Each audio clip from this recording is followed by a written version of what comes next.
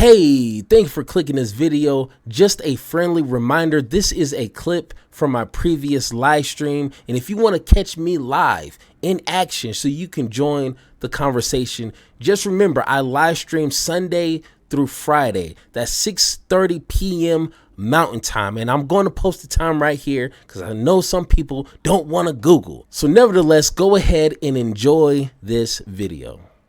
All right, so just a quick recap I think I want to do just to make sure everybody understands the reason behind the shutdown and just to kind of get a good grasp of what was given away, or at least the leverage that Democrats thought they had. And that's important because, you know, we've been shut down for what, 40 days, something like that, give or take a day or two. When you forget something, you know, that happened 40 days ago, then you tend to lose the plot. So just real quick, Democrats wanted to keep and or extend the extra ACA subsidies that make health insurance cheaper for millions of Americans. Republicans wanted to let these extra subsidies expire to cut spending under the big, beautiful bill. Just in case people don't know, under the Affordable Care Act, the ACA, if you buy your insurance through the marketplace, the government gives you a tax credit that lowers how much you pay each month for your insurance plan. So once again, it is not perfect. I mean, to a progressive, not even close, but it was better than what we had. But it still keeps the middleman getting paid. And that the subsidies and a lot more. Like, it's not just the ACA subsidies that Democrats had to fight for. It was a whole list of things, and they fumbled it all.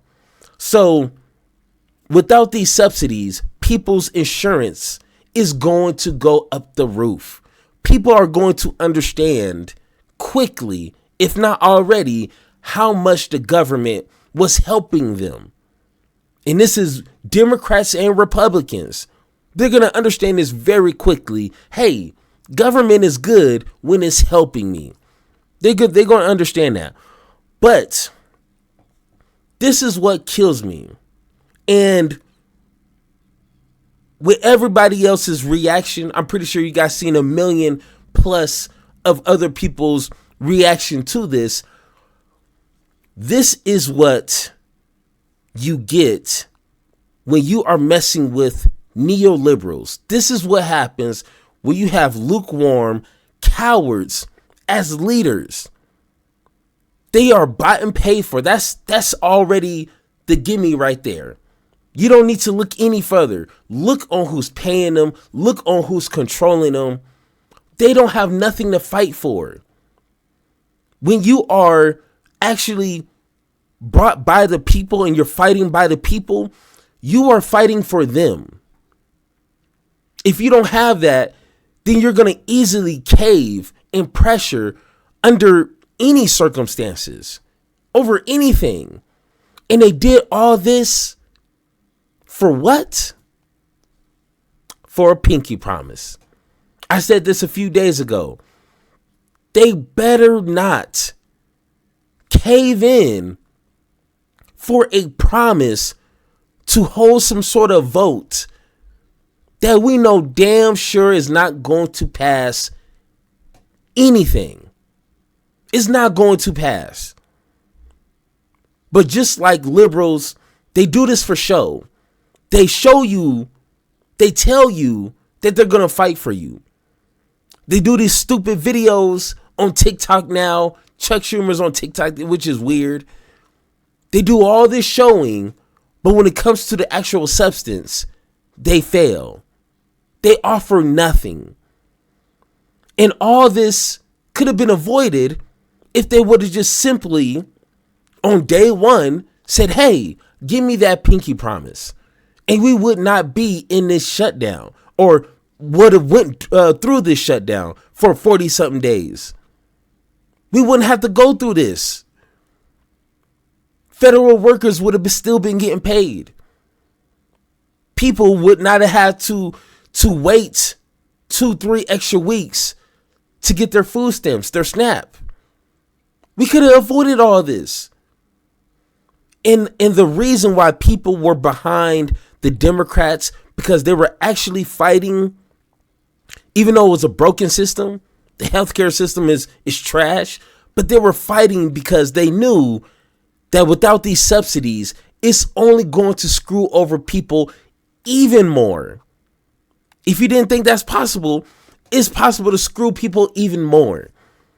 And they couldn't even hold that. So let's go ahead. Here's some of these reactions. And then maybe at the end of this, I'll open up the phone line so we can hear you guys' reaction to this reopening.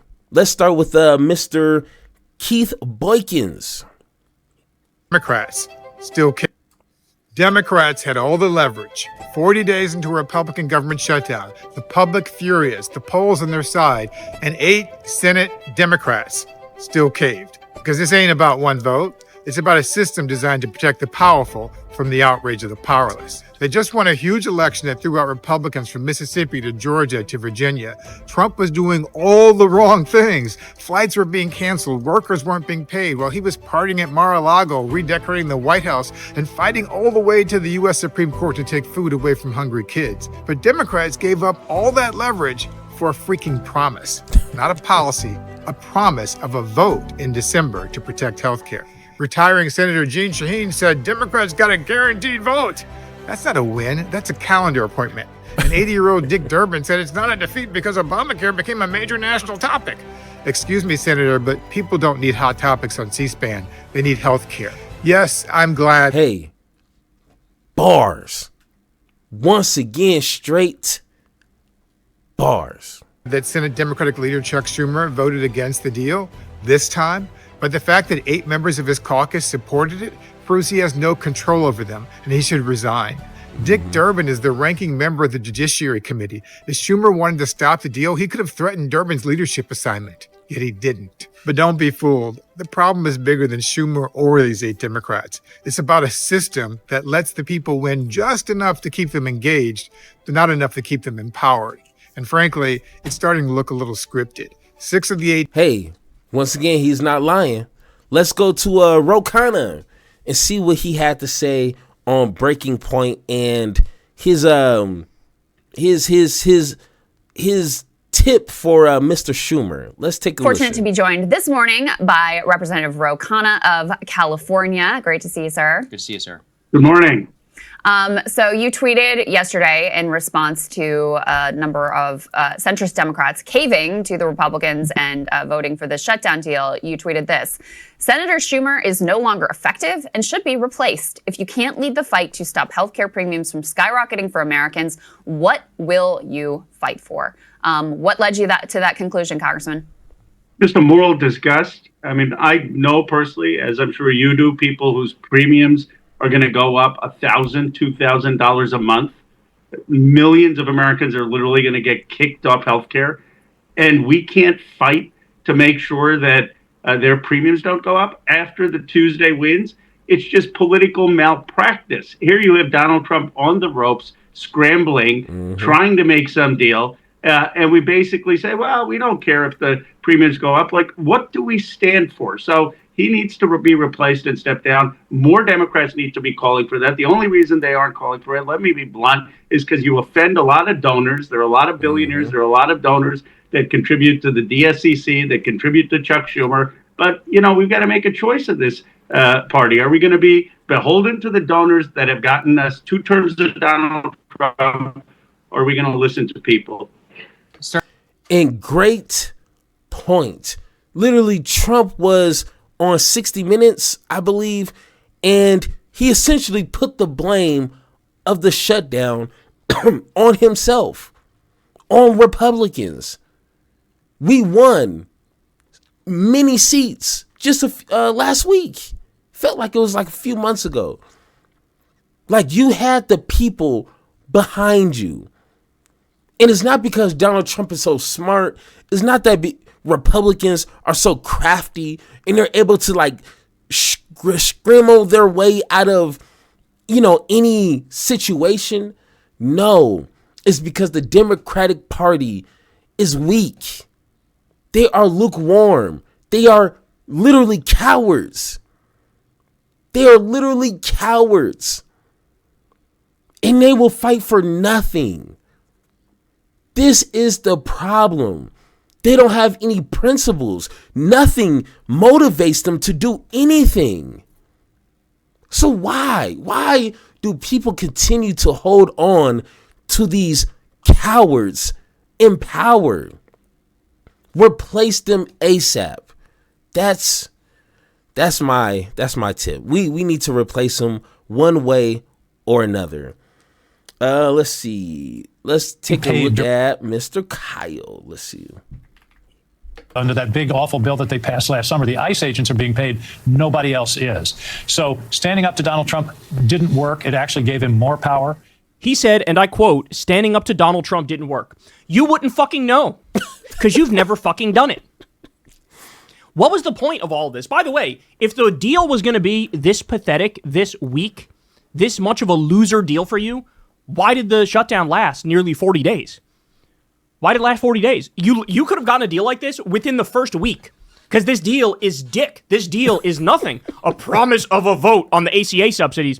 That's going to get fucking torpedoed and not fucking pass, meaning premiums are going to skyrocket. You could have had this deal within the first week. What was the point of putting the country through 40 fucking days of immense pain, all these poor government workers fucking laid off and furloughed and not getting paid? Mm-hmm. What was the point if you weren't going to actually extract victories? If you weren't going to protect the American people from their fucking premium skyrocket? Fighting Donald Trump didn't work. You would know. You've never actually done it. You've never actually done it. Oh my God, Jesus Christ! If I was running this party, it would be run so fucking differently.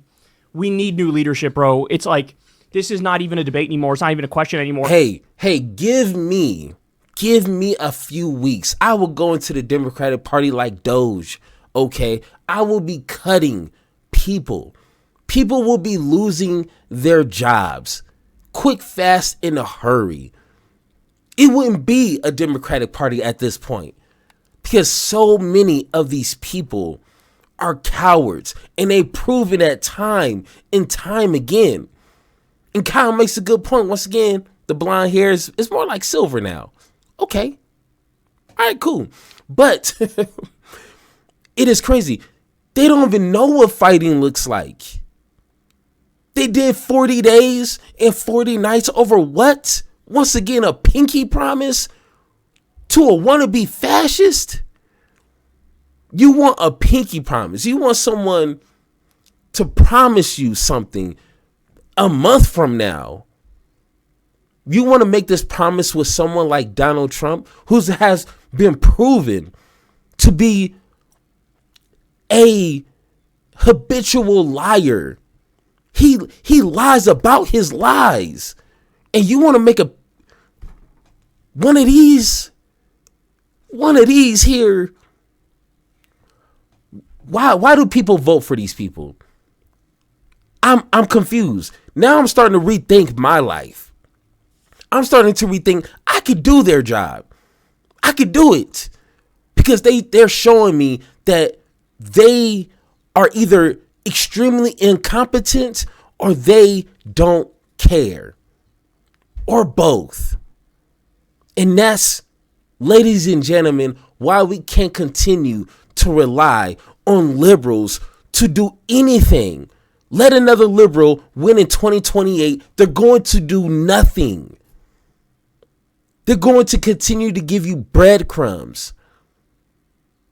Guarantee it. And this is proof right here.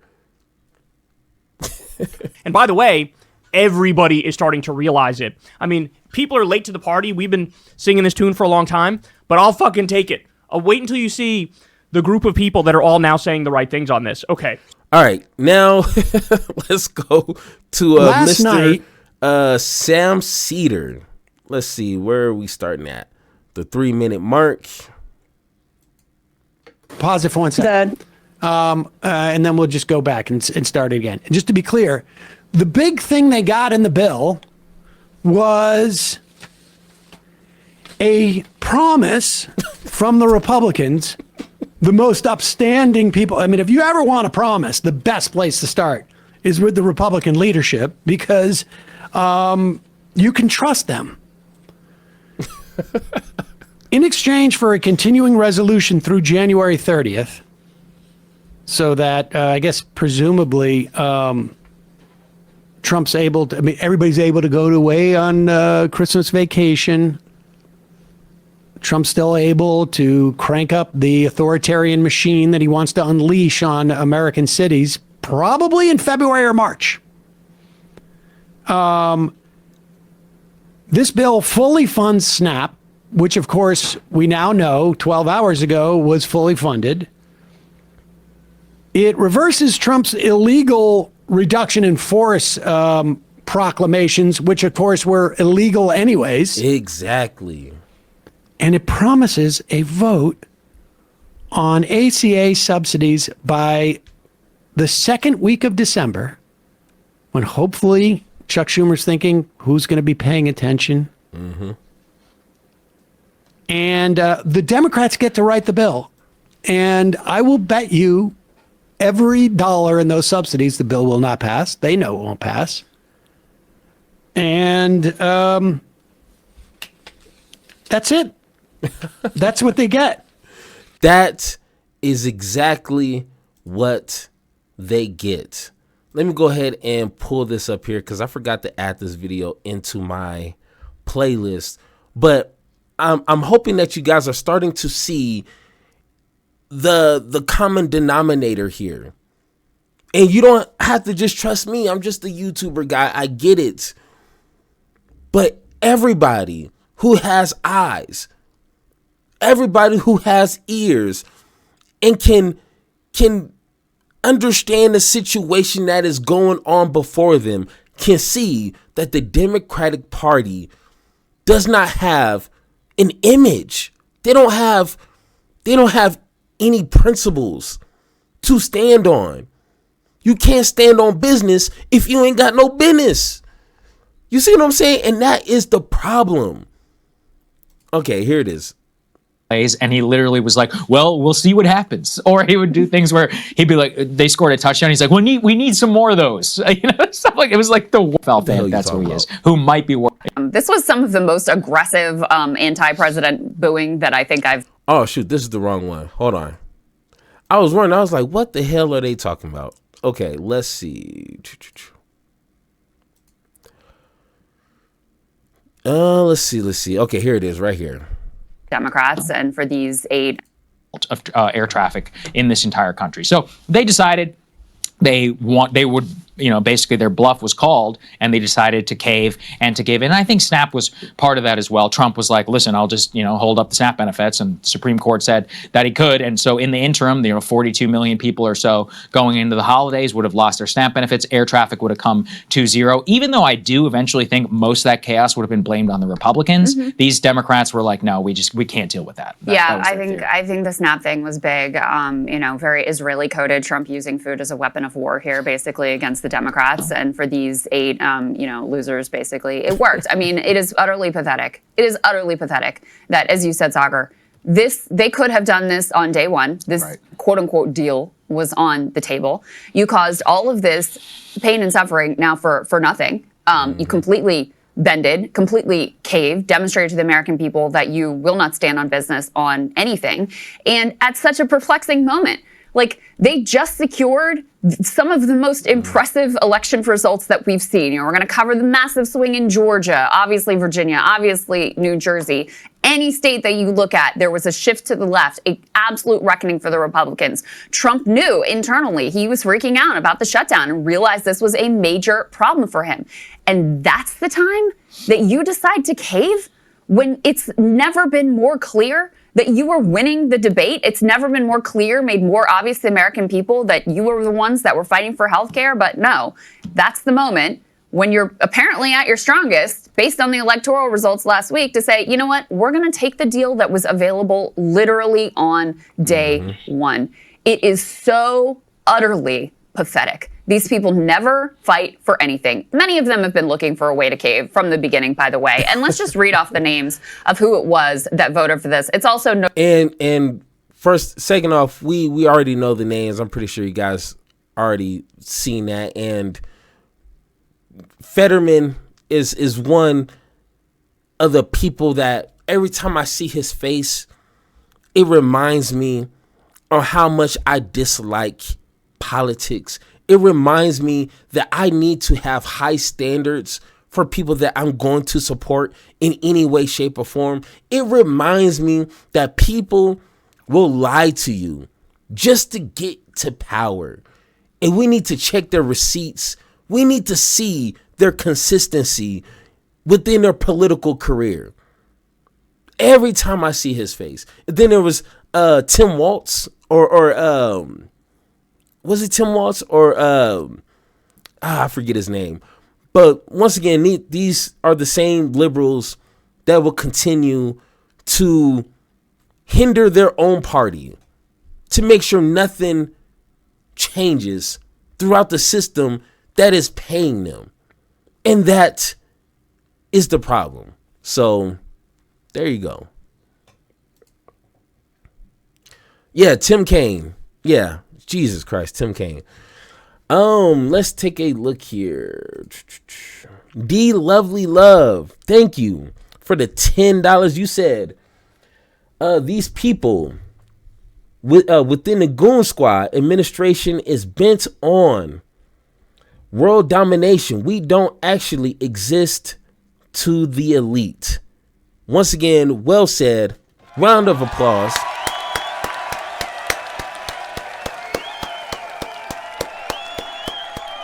Thank you. And once again, you are 1000% correct. And like I've said plenty of times before, if they are getting paid from these lobbyists, from these super PACs, we don't exist. That's where their attention is going to lie, is with the donors, with the people who's paying the most money.